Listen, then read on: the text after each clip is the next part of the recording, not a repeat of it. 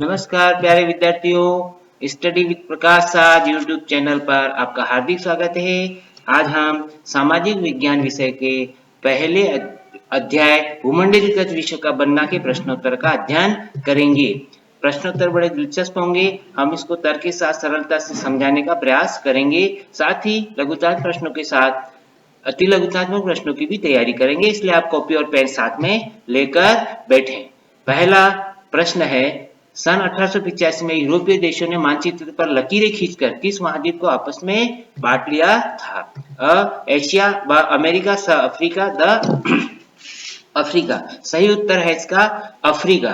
Africa महाद्वीप को यूरोपीय शक्तियों ने लकीरें खींचकर बांट दिया था, इसलिए अफ्रीका महाद्वीप के देशों के अधिकांश देशों की सीमाएं सीधी लकीरों के रूप में मिलती है। अगर आपसे पूछा जाता है कि अफ्रीका महाद्वीप के देशों की सीमाएं सीधी लकीरों के रूप में क्यों है, तो इसका उत्तर है 1885 में यूरोपीय देशों ने मानचित्र पर सीधी लकीरें खींचकर उस महाद्वीप को आपस में बांट लिया था, इसलिए उनकी सीमाएं सीधी लकीरों के रूप में है।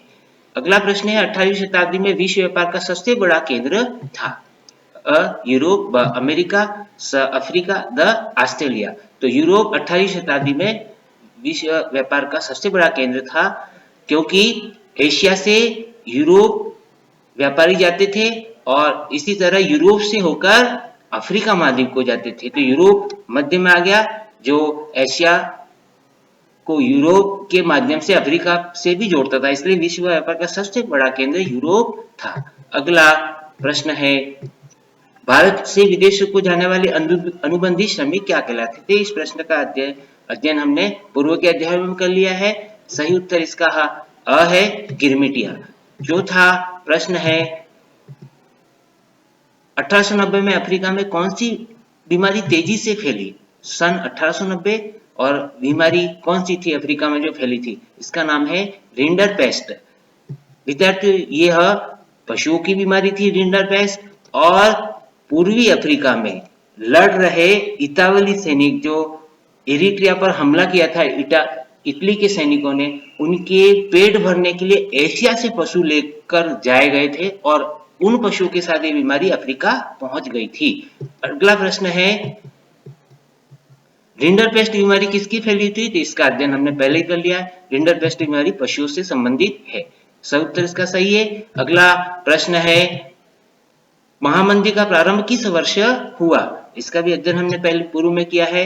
1919, 1926 और 1935, 1929 सही उत्तर है इसका 1929 द सही उत्तर। और 1929 के एक वर्ष बाद यानी 1930 को जब महामंदी का दौर शुरू था, उसी समय महात्मा गांधी ने सविनय अवज्ञा आंदोलन भी प्रारंभ किया था। तो महामंदी के दौर में कौन सा आंदोलन गांधी जी ने प्रारंभ किया? तो इसका सही उत्तर है सविनय अवज्ञा आंदोलन। अगला प्रश्न है, चेचक जैसे कीटाणु किस देश के सैनिकों के सबसे बड़े हथियार थे? चेचक जैसे कीटाणु भी सैनिकों के हथियार हो सकते हैं, ये हमने देखा है। अ अमेरिका, ब चीन, स स्पेन और द इटली। सही उत्तर है इसका स्पेन। स्पेन के लोग जो थे, वहां चेचक की बीमारी फैलती थी, इसलिए उस बीमारी से लड़ने का उनके शरीर में शक्ति थी। लेकिन अमेरिका के लिए यह बीमारी नहीं थी, इसलिए जैसे ही इस बीमारी के चपेट में अमेरिका आए तो अमेरिकन कमजोर हो गए और मरने लगे। इस प्रकार स्पेन को युद्ध में हराना अमेरिकनों को आसान हो गया। तो एक तरह से चेचक के कीटाणु स्पेन के सैनिकों के लिए हथियार बन गए। अगला प्रश्न है, प्रथम विश्व युद्ध प्रारंभ करने की वर्ष पूछा है। 1911, 1914, स 1939 और द 1916। सही उत्तर है इसका ब 1914। प्रथम विश्व युद्ध 1914 को में प्रारंभ हुआ और 1918 तक चला। इस प्रकार पहले विश्व युद्ध की अवधि क्या हो गई? 1914 से 1918। इसी तरह द्वितीय विश्व युद्ध की बात करें तो 1939 में प्रारंभ हुआ और 1945 को समाप्त हुआ। तो प्रथम विश्व युद्ध के प्रारंभ द्वितीय विश्व युद्ध के प्रारंभ होने की तिथि कौन सी होगी? 1939। और प्रथम विश्व युद्ध की द्वितीय विश्व युद्ध की अवधि क्या हो गई? 1939 से 1945 तक की अवधि द्वितीय विश्व युद्ध की मानी जाती है। अगला प्रश्न है, विश्व बैंक व अंतरराष्ट्रीय मुद्रा कोष ने औपचारिक रूप से कार्य करना कब प्रारंभ किया? 1947, 1940, स 1937 और द 1925। सही उत्तर है इसका 1947। देखो विश्व बैंक एवं अंतर्राष्ट्रीय मुद्रा कोष दोनों की स्थापना 1944 में हुई थी। स्थापना 1944 में, कार्य करना प्रारंभ 1947 में करते हैं, लेकिन एक सम्मेलन हुआ था अमेरिका के हैम्पशायर शहर में, ब्रेटन वुड नामक स्थान पर एक सम्मेलन हुआ था जिसका नाम है अंतर्राष्ट्रीय संगठन आर्थिक विकास एवं वित्त सम्मेलन। मतलब इस सम्मेलन का नाम था, जिसका दूसरा नाम ब्रेटन वुड सम्मेलन भी है, क्योंकि यह ब्रेटन वुड नामक स्थान पर हुआ था, इसलिए इसको ब्रेटन वुड सम्मेलन भी कहते हैं। वास्तव में इसका सही नाम क्या है? तो सही नाम है अंतर्राष्ट्रीय संघ आर्थिक विकास एवं वित्त सम्मेलन। तो ब्रेटन वुड सम्मेलन के द्वारा ही विश्व बैंक अंतर्राष्ट्रीय मुद्रा कोष की स्थापना 1944 को हुई थी, लेकिन उन्होंने औपचारिक रूप से कार्य करना प्रारंभ 1947 में किया। स्थापना 1944, कार्य करना प्रारंभ किया 1947। अगला प्रश्न है, अमेरिकी अर्थव्यवस्था में वृहद स्तर पर उत्पादन का चलन किस दशक में हुआ? अ 1930 के दशक में, ब 1920 के दशक में, स 1940 के दशक में, द 1950 के दशक में। सही उत्तर इसका ब 1920 के दशक में। देखिए हुआ क्या था, 1914 से 1918 तक प्रथम विश्व युद्ध चला और प्रथम विश्व युद्ध में अमेरिका ने भाग नहीं लिया था, और विश्व के अधिकांश देश विश्व युद्ध में शामिल होने के कारण उनका ढांचा यानी विकास का ढांचा पूरी तरह से तहस नहस हो चुका था। तो इन युद्धोत्तर काल में अमेरिका ने अपनी अर्थव्यवस्था का विकास किया और अमेरिका जो एक कर्ज दाता देश बनकर उभरा, उसने युद्ध में शामिल देशों को बड़ी मात्रा में कर्ज दिया और इस तरह उसकी अर्थव्यवस्था वृहद स्तर पर उत्पादन का स्तर चालू हो गया। अगला प्रश्न है, G77 किस प्रकार के देशों का समूह है?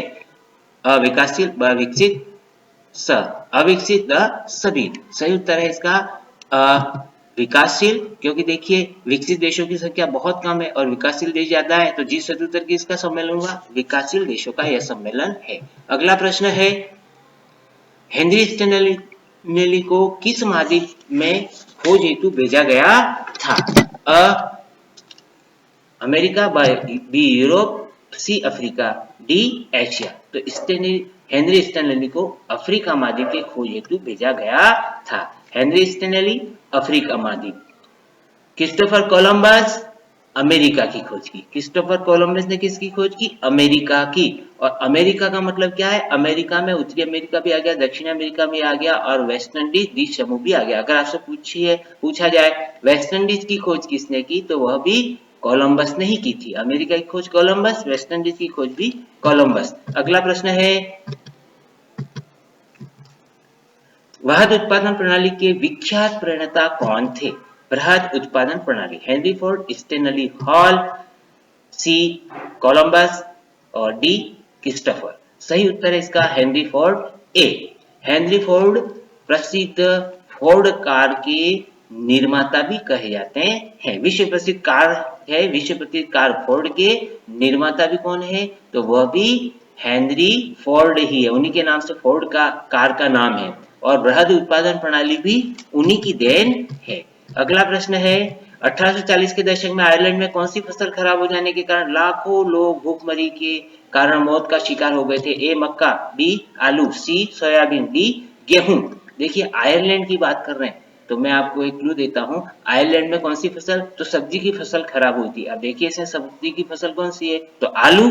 आपका गैस सही है। और आयरलैंड आ से आलू, आ से आ मिलाइए, आयरलैंड में आ और आलू में आ, तो आयरलैंड में कौन सी फसल खराब हुई? आलू की फसल खराब हुई थी। सही उत्तर बी है। अगला प्रश्न है, रिक्त स्थान के प्रश्नोत्तर है। इसके लिए आप रिक्त स्थान के बाद वाले वाक्य को और इससे पहले वाले वाक्य को बड़े ध्यान से पढ़े तो आपको रिक्त स्थान वाले प्रश्नोत्तर करने में आसानी होगी। 18वीं शताब्दी में मक्का के आयात पर लगी पाबंदी को देश कहा जाता है। मक्का, अंग्रेजी में कॉर्न कहिए इसको, मक्का कॉर्न। तो कॉर्न और कानून की बात कर रहे हैं तो कॉर्न लॉ।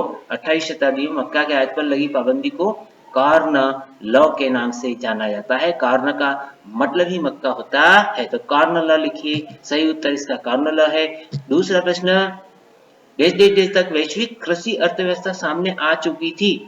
वैश्विक कृषि अर्थव्यवस्था सामने आने का दशक था 1890। 1890 तक वैश्विक कृषि अर्थव्यवस्था सामने आ चुकी थी। तीसरा प्रश्न है, प्रथम विश्व युद्ध आधुनिक देश देश देश युद्ध था। देखो प्रथम विश्व युद्ध में जितने भी देश शामिल हुए थे वो औद्योगिक शक्ति संपन्न देश थे। तो प्रथम विश्व युद्ध कैसा युद्ध हुआ? औद्योगिक युद्ध हुआ। और इसलिए भी क्योंकि प्रथम विश्व युद्ध अत्याधुनिक हथियारों से लड़ा गया था, तो ये औद्योगिक युद्ध ही था। प्रथम विश्व युद्ध आधुनिक औद्योगिक युद्ध था।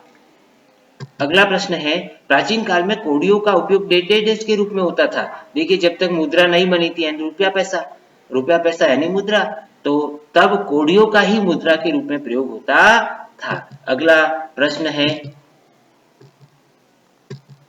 एल डोराडो शहर को यूरोप के लोग किस शहर के नाम से संबोधित करते हैं? एल डोराडो शहर यानी सोने का शहर, एल डोराडो यानी सोने का शहर, तो एल डोराडो शहर को यूरोप के लोग सोने के शहर के नाम से संबोधित करते हैं। आपको इतना सारा याद नहीं करना है, केवल सोने का शहर याद रखिए।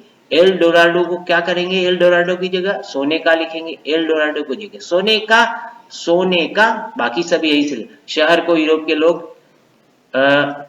के लोग सोने के शहर के नाम से जानते हैं। बाकी के लाइन आप प्रश्न के अंदर से लीजिए, आपका उत्तर देना आसान हो जाएगा। सोने का शहर एल डोराडो सोने का शहर। क्रिस्टोफर कोलंबस गलती से किस अज्ञात महाद्वीप में पहुंच गया था? इसका अध्ययन अपन ने पहले ही कर लिया है, अमेरिका महाद्वीप में। किस महाद्वीप में पहुंच गया था वो? अमेरिका महाद्वीप में पहुंच गया था। अगला प्रश्न है, चटनी म्यूजिक कहाँ का लोकप्रिय था? देखो चटनी यानी बहुत सी चीजों से मिलके बनती है, और चटनी म्यूजिक है वो त्रिनिदाद और गुयाना में लोकप्रिय था। त्रिनिदाद गुयाना में भारतीय जो श्रमिक थे उनको ले जाया गया था बागानों में काम करने के लिए, तो वे अपने साथ यहाँ का संगीत भी ले गए और वहां का संगीत भी, तो दोनों संगीत मेल मिलाप हुआ दोनों प्रकार के संगीतों का और बन गया चटनी म्यूजिक। तो कहाँ का प्रसिद्ध था यह? त्रिनिदाद एवं गुयाना का। तो इसका विकास कैसे हुआ? वहां गए भारतीयों के संगीत के मेल मिलाप से। अगला प्रश्न है, भारत में अनुबंधित श्रमिक संबंधी प्रावधान को कब समाप्त किया? सन पूछा है, कब यानी सन, तो 1921 में यह समाप्त किया गया था। प्रथम विश्व में मित्र राष्ट्र कौन कौन से थे? तो मित्र राष्ट्र ब्रिटेन, रूस। देखिए ब्रिटेन और रूस कहां से याद करेंगे आप मित्र राष्ट्रों में? ब्रिटेन और रूस। अपन ने जब वियना शांति सम्मेलन पढ़ा था, तो वियना शांति सम्मेलन में नेपोलियन को हराने वाले 4 देश थे और 4 देश शामिल हुए थे। कौन से थे? ब्रिटेन, रूस, ऑस्ट्रिया, प्रसा। ब्रिटेन, रूस, ऑस्ट्रिया, प्रसा। तो ब्रिटेन, रूस आप वहां से ले आइए, वियना शांति सम्मेलन से ले आए ब्रिटेन, रूस, और एक दूसरा शहर जोड़ दीजिए फ्रांस। इस प्रकार मित्र राष्ट्र कौन थे? तो मित्र राष्ट्र में ब्रिटेन, रूस एवं फ्रांस देश शामिल थे। देखो प्रथम विश्व युद्ध 2 गुटों के बीच में हुआ था, एक गुट का नाम मित्र राष्ट्र दिया गया और दूसरा केंद्रीय शक्तियां कहलाई, दोनों के मध्य। तो प्रथम विश्व युद्ध किसके बीच हुआ? मित्र राष्ट्र और केंद्रीय शक्ति के बीच। मित्र राष्ट्रों में कौन से देश शामिल थे? तो ब्रिटेन, रूस एवं फ्रांस। और केंद्रीय शक्ति में जर्मनी, ऑस्ट्रिया, हंगरी, तुर्की, बुल्गारिया। जर्मनी, ऑस्ट्रिया, हंगरी, तुर्की, बुल्गारिया, ये केंद्रीय शक्ति कहलाती थी। अगला प्रश्न है, आर्थिक महामंदी के समय महात्मा गांधी ने कौन सा आंदोलन चलाया था? इसका अध्ययन अपन ने पहले कर लिया, सविनय अवज्ञा आंदोलन चलाया था। अगला प्रश्न है, ऐसी 2 संस्थाओं के नाम बताइए जो ब्रेटन वुड्स समझौते के तहत स्थापित किए गए थे। तो 2 संस्थाएं 1944 में ब्रेटन वुड्स सम्मेलन हुआ था, 1944, और उसी के द्वारा 2 अंतरराष्ट्रीय संस्था बनी, अंतरराष्ट्रीय मुद्रा कोष और विश्व बैंक। इस प्रकार एक ही सम्मेलन से 2 अंतरराष्ट्रीय संस्था बनी, सम्मेलन एक ही था, तो इनकी माता एक ही हुई, इसलिए इन दोनों को क्या कहते हैं? ब्रेटन वुड को ट्विन सिस्टर यानी जुड़वा संतान कहते हैं। अगला प्रश्न, हेनरी फोर्ड कौन था? तो हेनरी फोर्ड पहले अध्ययन कर लिया, 2 चीजें इसके बारे में देखी अपन ने। हेनरी फोर्ड विश्व प्रसिद्ध कार निर्माता था और वृहद उत्पादन प्रणाली भी इन्हीं की देन है। अगला प्रश्न है, विश्व बैंक और अंतर्राष्ट्रीय मुद्रा कोष ने औपचारिक रूप से कार्य करना कब प्रारंभ हुआ? तो स्थापना 1944 में, औपचारिक रूप से काम करना प्रारंभ किया 1947 में। अगला प्रश्न है, प्रथम विश्व युद्ध में केंद्रीय शक्तियों में कौन कौन से देश शामिल है? इसका भी अध्ययन कर लिया था। चलिए बताइए कौन सी शक्तियां शामिल थी? सही सही सही है। चलिए, जर्मनी, ऑस्ट्रिया, हंगरी, तुर्की, बल्गेरिया। अगला प्रश्न है, भारत से गए अनुबंधित श्रमिकों के एक वंशज का नाम लिखिए। देखो यहाँ से गए और आपने देखा होगा यहाँ से गए हुए वंशज जो आज क्रिकेट टीम में भी खेलते हैं, जैसे शिव नारायण चंद्रबोल का नाम सुना होगा आपने, क्रिकेट की टीम में, वेस्ट इंडीज की टीम में आते हैं। ऐसे ही ये खेल के क्षेत्र में भी काफी आगे बढ़े यहाँ से जो लोग गए थे, इसी तरह साहित्य के क्षेत्र में भी आगे बढ़े और उनको नोबेल पुरस्कार तक मिला। तो वह है वी.एस. नॉयपॉल, जिनको साहित्य का नोबेल पुरस्कार मिला। साहित्यकार वी.एस. नॉयपॉल नोबेल पुरस्कार विजेता वो अनुबंधित श्रमिक ही हैं जो कभी भारत से गए हुए हैं। अगला प्रश्न है, वीटो का अधिकार से क्या आशय है? वीटो का मतलब है कोई वीटो अधिकार प्राप्त एक देश किसी प्रस्ताव पर असहमति व्यक्त करे तो वह प्रस्ताव निरस्त हो जाता है। यानी वीटो अधिकार प्राप्त एक भी देश अगर प्रस्ताव को पर असहमति व्यक्त करता है तो प्रस्ताव पारित नहीं होता है। इसे वीटो पावर कहते हैं या वीटो अधिकार कहते हैं। निषेधाधिकार शक्ति भी इसे ही कहता है।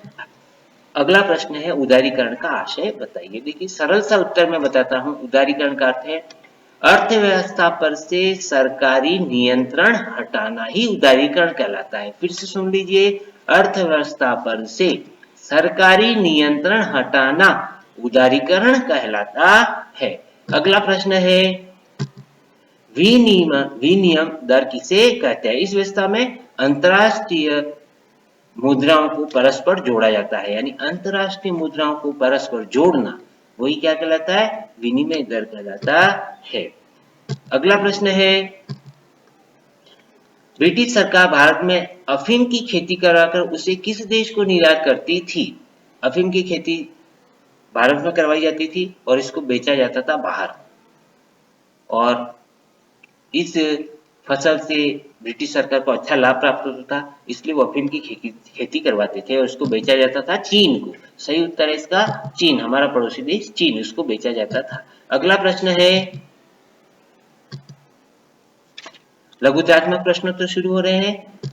पहला प्रश्न है, 18वीं सदी के आखिरी दशक में ब्रिटेन में तेजी से बढ़ती हुई आबादी के 3 प्रभाव लिखिए। देखो आबादी तेजी से बढ़ रही है, तो आबादी बढ़ रही है तो उनके लिए खाना भोजन की व्यवस्था भी ज्यादा करनी पड़ेगी, तो देश में भोजन की मांग में वृद्धि। दूसरा, आबादी बढ़ रही है तो कृषि उत्पादनों में भी वृद्धि करनी पड़ेगी, तो देशी कृषि उत्पादनों की मांग में वृद्धि। अब कृषि उत्पादन के मांग में वृद्धि होगी, मांग बढ़ेगी तो कीमतें बढ़ जाएंगी, इसलिए कृषि उत्पादन भी महंगे हो गए। ये 3 प्रभाव पड़ा, तो देश में भोजन की मांग में वृद्धि हो गई, शहरों के विस्तार होने तथा उद्योगों के बढ़ने से कृषि उत्पादों की मांग में भी वृद्धि हो गई, और कृषि उत्पादों की मांग में वृद्धि होने से क्या हो गया? मांग में वृद्धि होने से कृषि उत्पाद महंगे हो गए। अगला प्रश्न है, भूमंडलीय विश्व के बनने की प्रक्रिया में निम्नलिखित एक तत्व सहायक है। कौन से तत्व सहायक है? देखो, जो विश्व के एक क्षेत्र को दूसरे क्षेत्र से जोड़ते हैं वो सभी तत्व इसमें सहायक है। व्यापार एक क्षेत्र से दूसरे क्षेत्र में होता है तो व्यापार भी क्षेत्र को जोड़ता है। काम की तलाश में भी व्यक्ति एक स्थान से दूसरे स्थान पे जाते हैं तो वो भी एक क्षेत्र को दूसरे क्षेत्र से जोड़ता है। इसी तरह पूंजीपति लोग भी अपनी पूंजी को अधिक लाभ कमाने के लिए एक क्षेत्र से ले जाकर दूसरे क्षेत्र में लगाते हैं तो वो भी जोड़ने का काम करती है। और इसके साथ ही वस्तुओं का आदान प्रदान, हमारे क्षेत्र में जो वस्तु होती है वो दूसरे क्षेत्र में जाती है, दूसरे क्षेत्र की हमारे यहाँ आती है, तो क्षेत्र को क्षेत्र से जोड़ने वाले जो तत्व है वो सभी भूमंडलीय विश्व को बनाने में भी सहायक है। तो पहला है व्यापार, दूसरा है काम की तलाश में एक स्थान से दूसरे स्थान पर जाना, तीसरा पूंजी, और चौथा अनेक वस्तुओं का वैश्विक आदान प्रदान। अगला प्रश्न है, रेशम मार्ग सिल्क रूट क्या थे? रेशम मार्ग, देखो रेशम मार्ग क्या थे? तो यह जोड़ते थे किसको? देखो, पहले एशिया के विशाल क्षेत्र को परस्पर जोड़ते थे, यानी एशिया के अंदर ही एक दूसरे क्षेत्र थे उसी को जोड़ते थे। तो पहला काम हुआ एशिया के विशाल क्षेत्र को परस्पर जोड़ने का।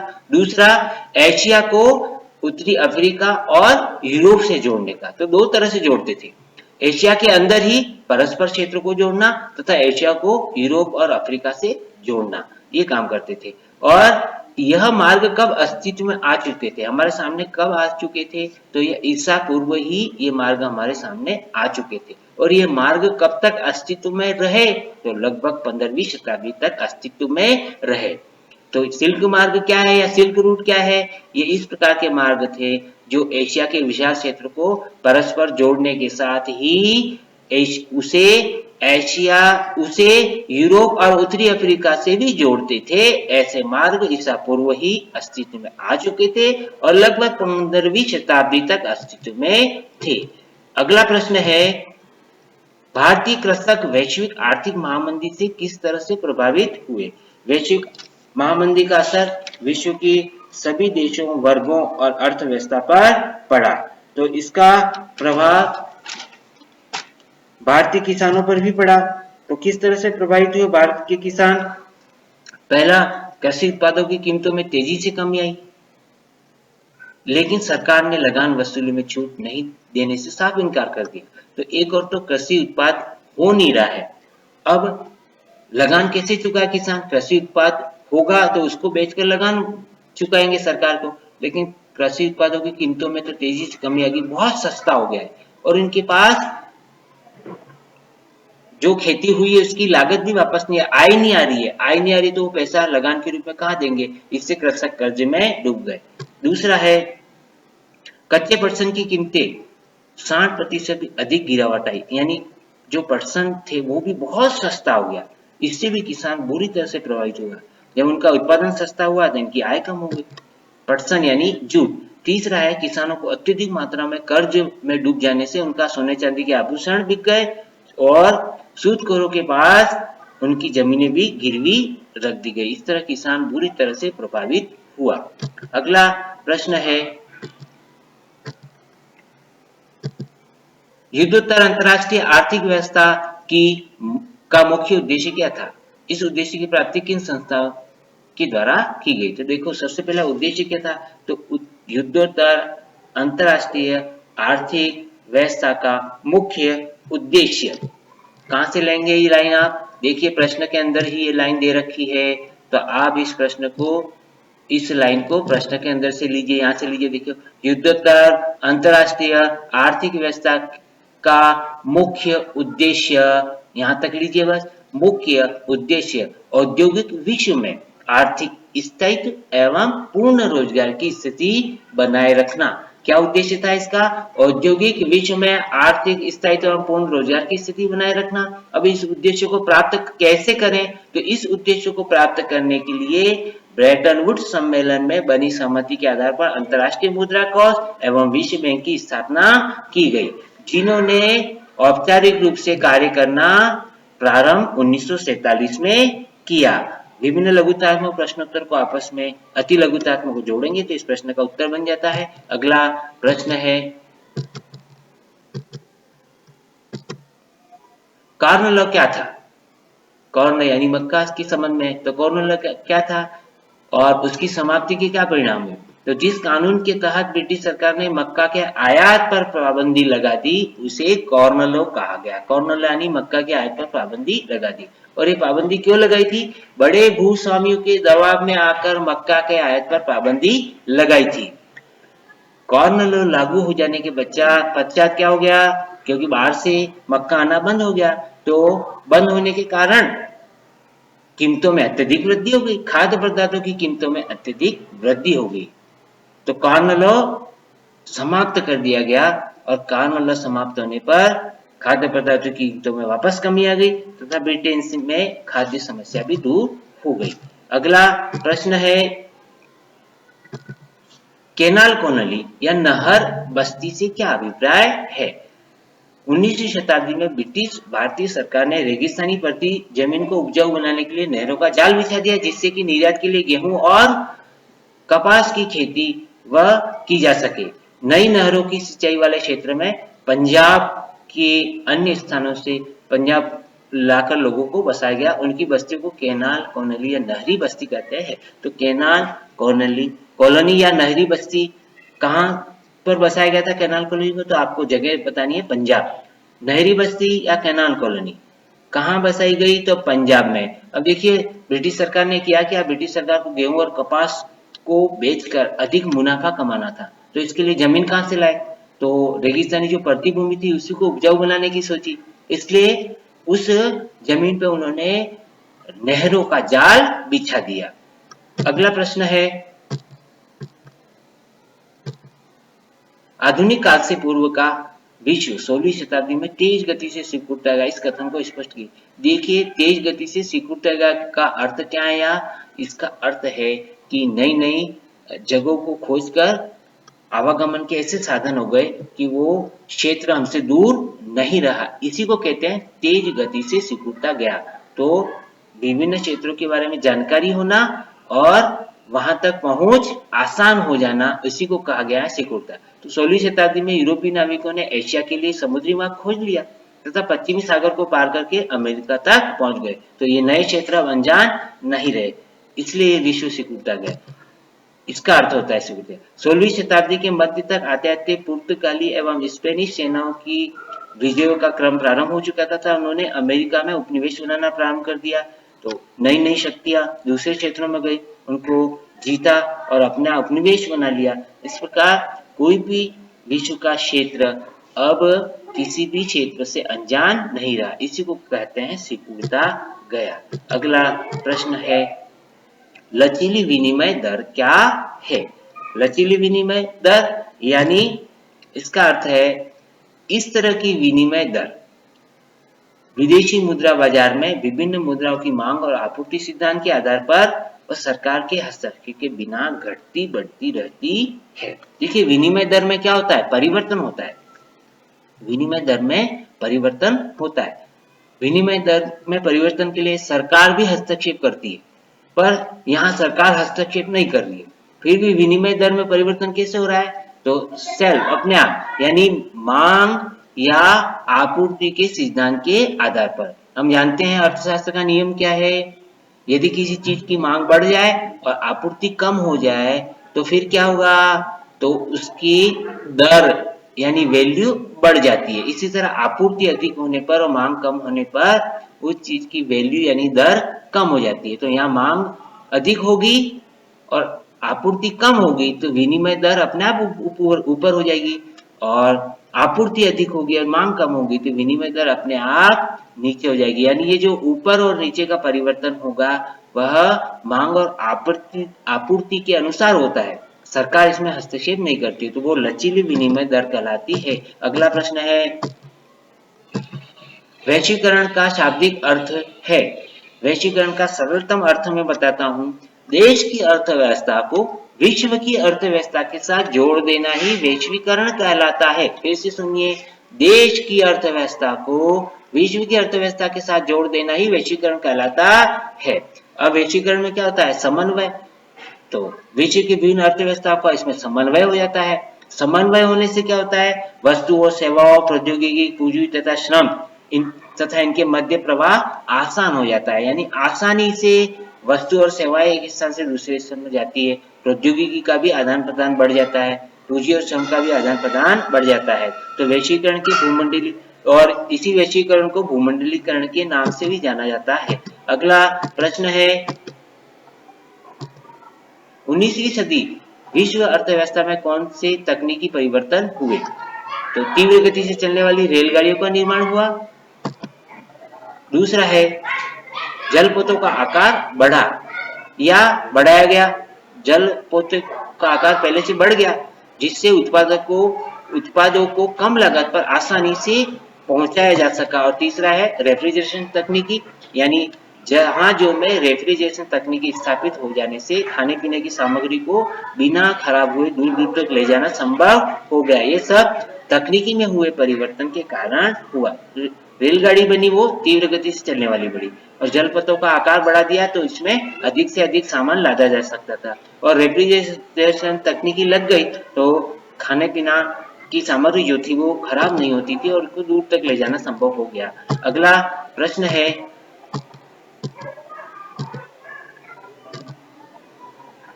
अनुबंधी श्रमिकों के कारण कैरिबियाई संस्कृति पर क्या प्रभाव पड़ा? तो पहला प्रभाव हमने पढ़ लिया, जो चटनी नामक म्यूजिक होता वो। और त्रिनिदाद में मुहर्रम का जो वार्षिक जुलूस था वो होसे नामक विशाल मेले में बदल गया। मुहर्रम का त्योहार होता है, लेकिन अब वो किस में परिवर्तित हो गया? वह होसे नामक विशाल मेले का रूप में परिवर्तित हो गया। दूसरा संस्कृति पर प्रभाव पड़ा, रास्ता हारियानवाद नामक विद्रोही धर्म की भी भारतीय अप्रवासियों एवं करेबाई द्वीप समूह के बीच संबंधों की झलक मिलती है। जो रास्ता हारियानवाद नाम का जो नया धर्म विकसित हुआ, वह भी दो लोगों के संपर्क के कारण, दो अलग अलग लोगों की संस्कृति और धर्म के संपर्क के कारण हुआ। रास्ता हारियानवाद भारतीय अप्रवासी तथा कैरिबाई द्वीप समूह के लोग। तीसरा परिवर्तन है, त्रिनिदाद व गुयाना में प्रसिद्ध चटनी म्यूजिक भी भारतीय अप्रवासियों के वहां पहुंचने के बाद ही सामने आया। इनकी रचनात्मक अभिव्यक्ति थी। महामंदी के प्रमुख कारण क्या थे? वैश्विक महामंदी आई तो इसके प्रमुख कारण क्या थे? देखो, महामंदी कब आती है? जब व्यापार ठप हो जाता है। व्यापार ठप कब हो जाता है? जब चीजें बाजार में बहुत सारी हो जाती है, कोई खरीदने वाला नहीं मिलता है, तब। तो महामंदी के कारण क्या हो गए? पहला, अति उत्पादन। कृषि क्षेत्र में बहुत ज्यादा आवश्यकता से अधिक उत्पादन हो गया, इसको खरीदने वाला मिला ही नहीं तो बाजार में पड़ी रही, तो कृषि क्षेत्र में अति उत्पादन। दूसरा कारण है इसका, अमेरिका से कर्जा नहीं मिल पाना। प्रथम विश्व युद्ध के बाद सभी देशों की ढांचा जो है वो खत्म हो गया था एक तरह से, तो अमेरिका ही कर्ज दे रहा था और अमेरिका से कर्ज नहीं मिला तो उत्पादन ठप हो गया। दूसरा कारण महामंदी का अमेरिका से कर्ज नहीं मिलना। तीसरा कारण है यूरोप के बैंकों का धाराशायी हो जाना। लेन देन बैंकों से होता था, ऋण बैंकों से मिलता था, बैंक ही धाराशायी हो गए, ऋण नहीं मिला तो उत्पादन के लिए धन कहां से लगाएंगे? तो यूरोप के बैंकों का धाराशायी हो जाना तीसरा कारण था। चौथा कारण आमदनी में गिरावट आना। जब व्यक्ति के पास आमदनी नहीं होगी, पैसा ही नहीं होगा, तो बाजार में जाकर चीजें खरीदेगा कहां से?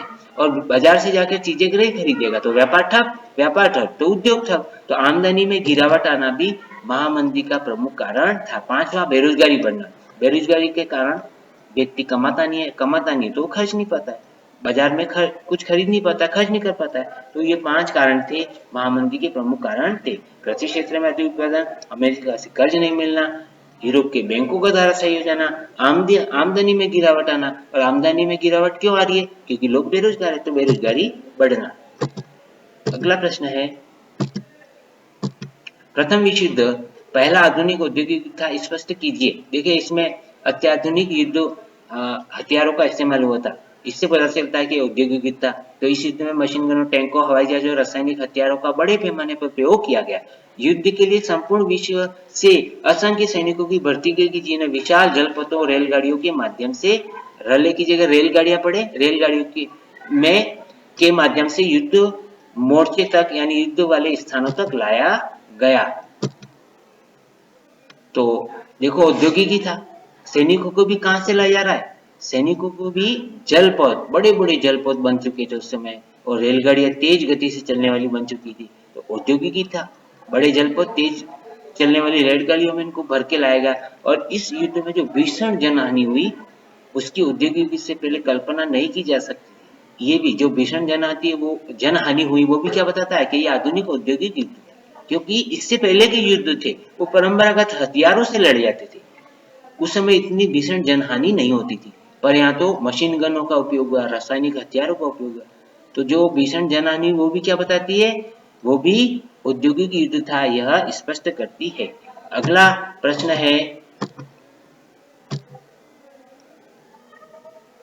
अनुबंधी श्रमिकों के कारण कैरिबियाई संस्कृति पर क्या प्रभाव पड़ा? इसका अध्ययन हमने पहले भी किया है, फिर से आया है ये, इसलिए इस प्रश्न का अध्ययन पहले कर लिया, इसलिए हम आगे बढ़ते हैं। अगला प्रश्न है,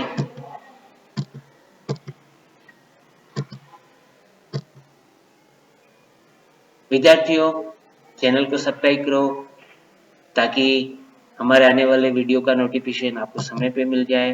बेल आइकन जो है घंटी पर आप प्रेस कीजिए। और आपने वीडियो पूरा देखा बड़े ध्यान से देखा, इसलिए आपको बहुत बहुत धन्यवाद। इस वीडियो को आप 2 से 3 बार देखिए, इससे आपके कॉन्सेप्ट क्लियर हो जाएंगे और आपको आसानी से जो मैटर है वो याद हो जाएंगे। जय हिंद, जय भारत।